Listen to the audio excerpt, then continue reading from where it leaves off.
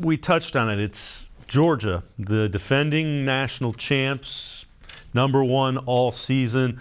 When you look at the Georgia Bulldogs, what concerns the Buckeyes the most about that team?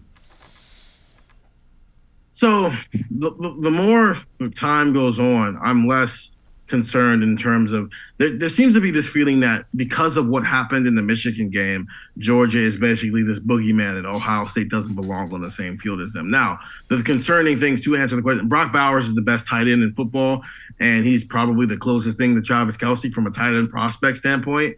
And he's only a sophomore, so that's always scary. I think Stetson Bennett has proven to be more than just some game-managing quarterback, this cool walk-on story. I mean, he was a Heisman finalist for crying out. At this case, he is a quality football player. They've got a gang of different running backs, one of which Ohio State recruited hard, and Kendall Milton, a former 5-star in the 2020 class. And then obviously on the defensive end, things are led by Jalen Carter, who might be the #1 pick in the NFL draft. But he's not the only one. That defensive line is loaded with talent. You got a secondary led by Keely Ringo, who last year Georgia had a historic defense. Well, this year the secondary is better than what they had on that historic defense just because a lot of those guys are a year older.